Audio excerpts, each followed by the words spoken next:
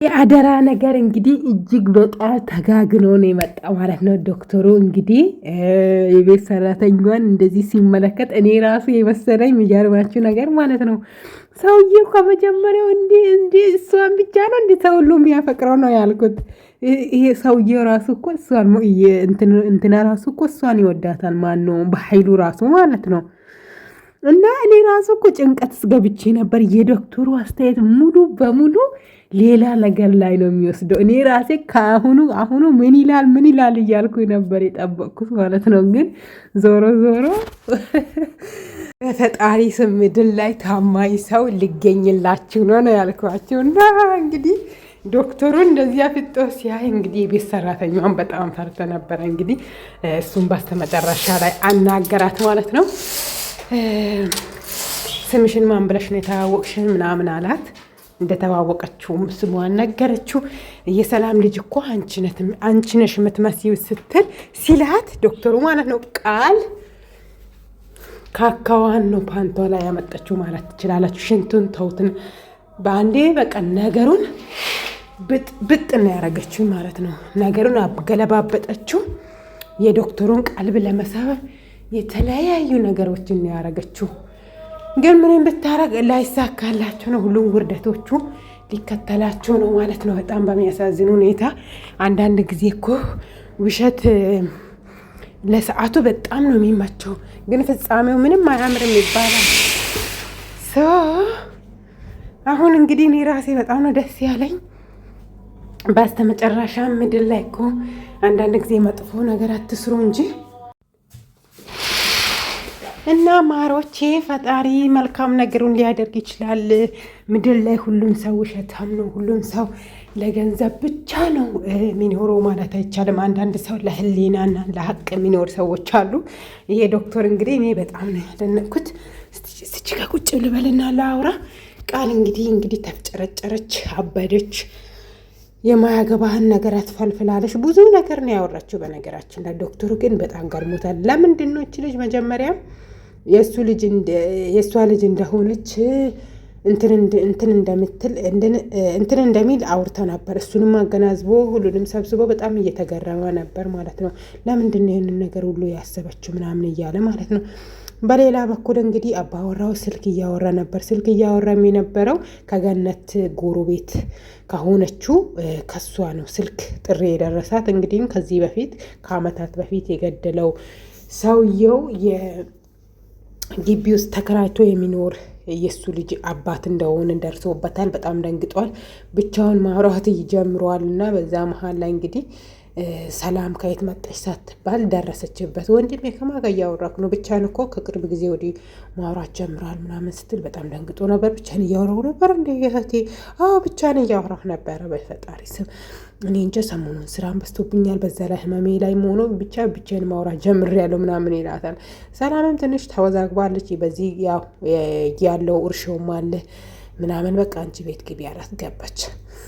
አንቺ መጫወቻ ልሆን በስተመጨረሻም እያለ ነበረ። ግን ደግሞ በሌላ በኩል ሰላምና ልጇ እንግዲህ ተፋጠዋሉ። በጥፊ ታጮለዋለች።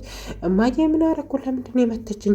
ይኸውልህ ዳጊ ለምንድን ነው ያችን ሴት ተንበርክካ የለመንካት? ማንነ ተንበርክካ የለመንኳት? ያችን ጎረቤቴን ነው እንዳሰብሽው አይደለም ምናምን ሊላትና ሊያስረዳት ይሞክራል። እንግዲህ ወይዘሮ ገነትም ተናዳ ያለውን ነገር ያቺ ሴት የነገረችውን ነገር በሙሉ እየተናገረች መቆጣት ጀመረች። ዳግም እንግዲህ አንገቱን ደፍቷል ማለት ነው። ግን ዞሮ ዳግም ደግሞ ወላጅ አባቱ በምናምነት መልክ እንደሞተ ማወቅ ይፈልጋል ማለት ነው። እናቱንም ቅርብ ጊዜ ስላገኘ እንግዲህ ያለውን ነገር እንትን እየፈለገ ነው እንጂ የአባቱን ማግኘቱ በጣም ፍላጎቱ አለ። እናቴን አንድ ነገር ልጠይቅሽ፣ ለምንድን ነው ግን ለአባቴ ጉዳይ ሲነሳ ይህንን ኃይል የምትጨነቂ? ለምንድን ነው ባቅ እንደውም አንቺ ብቻሽን ከምትጨነቂ ከኔ ጋር ሆነን ላግዝሽ ፈልጌ ነው ምናምን ለታ በዚህ መልክ አይደለም የምታግዘኝ፣ ተወኝ፣ እኔ እንደምኖር ከፈለኩ በማጸነ ይዣለሁ ምናምን እያለች እንደሚተው ነገረችው ማለት ነው። እሱም እንግዲህ ዛሬም ነገም አባቴን ፈልገዋለሁ፣ በሰው እጅ ነው የሞተው እየተባለ ዝም ማለት አልችልም። ይኸው አንቺን ፈልጌ ያገኘሁሽ ራሴን መስዋዕት አድርጌ አይደለ እንዴ? ስለዚህ አባቴንም ማግኘት ፈልጋለሁ ምናምን አለው ማለት ነው። ገኒ ምንም ብለን ልታሳምን ብትሞክርም ያው ዳጊ ላምንበት አልቻለም። በሌላ በኩል እንግዲህ ሰዎቹ ተሰብስቦ ቤት ውስጥ ቡና እየጠጡ ነው። ቡና በሚጠጡበት ሰዓት ላይ ዶክተሩ እንግዲህ ወይዘሮ ገነት እቺ የቤት ሰራተኛሽ ናት እንዴ ይላታል። አዎ ግን ልጅሽን ነው የምትመስለው ይላታል። በአንዴም እንግዲህ የጠጣውን ቡና ታፋው። ግን በሰዓቱ ወይዘሮ ገነት ብዙም አልሰማችም ነበር ማለት ነው። ምን ሆነ ነው ወንድም ምን ሆንክብኝ ምናምን ስትል እቺ ናታ ውልከፍ ጨው እኔ ጨው እንደማልጠጣ እያወቀች ጨው ጨምራ የሰጠችኝ። ኧረ እኔ በባዶ ነው የቀዳሁት ምናምን ትላለች። በቃ ይቀየር ተባለ። እሺ ብላ እሷም ሲኒውን ወስደ አዲስ ቡና ለመቅዳት ነው እንግዲህ በሀሳብ ላይ ትገባለች። ለምንድን ነው ይሄ ዶክተሩ ከወይዘሮ ገነት ጋር እኔን በጣም እንደሚመሳሰል እየነገረኝ ያለው? እንደዚህም ደግሞ የእሷ ልጅ ሊሆን እንደምችልም እየገመተ የነበረው ለምንድን ነው? ቃል ደግሞ መጀመሪያ እሱ እንደዛ ሲል ለምንድን ነው ቃል የደነገጠችው ታዲያ? ለእኔ የምታውቀው ነገር እንዳለ ከዚህ በፊትም አውቃለሁ ስለ ለእኔ ደግሞ በሀይሉን ደግሞ እንደዚህ ያስደነገጠው ችግር ምንድን ነው? ከኔ ጋር ያላቸው ነገር ምንድን ነው? እነሱን ምን አገናኘው? እኔ የቤት ሰራተኛ እነሱ እንደዚህ ምን አገናኛቸው? እነሱ መጥፎ እንደሆነ ያውቃለሁ ብላ እየተስለሰለች ነበር የቤት ሰራተኛ። በሌላ በኩል ደግሞ ቃል እማዬ በጣም ከባድና አፋጣኝ ምነግርሽ ነገር አለ፣ እባክሽ ወደ ክላሴ እንሂድ ትላታለች። ምንድን ነው በዚህ ሳምንት ነግሪኝ፣ ሌላ ጊዜ ትነግሪኛለሽ እማዬ አሁን ነው መነገር ምፈልግ። ይኸውልሽ የዲኤንኤ ውጤቱ ሳይመጣ እማዬ ማለት የለም እሺ ትላለች። ቢሆንም አስቸኳይ ነገር ነው በጣም ግን እኮ እያሰለችሽኝ ነው ምናምን ትላታለች። ከዛም ባስተመጨረሻም ወይዘሮ ገነት ወደ ክላሷ ልትሄድ ተስማማሽ ማለት ነው። ከዛ በኋላም እንግዲህ የቤት ሰራተኛ ብዙ ነገር እያሰበች ነው። ይሄ እነሱ የሚያወሩት ነገር እና ከራሷ ህይወት ጋር ያለውን ነገር ስታመጻጽረው ብዙ አይነት ልዩነት እንዳላቸው እየተሰማት ነው።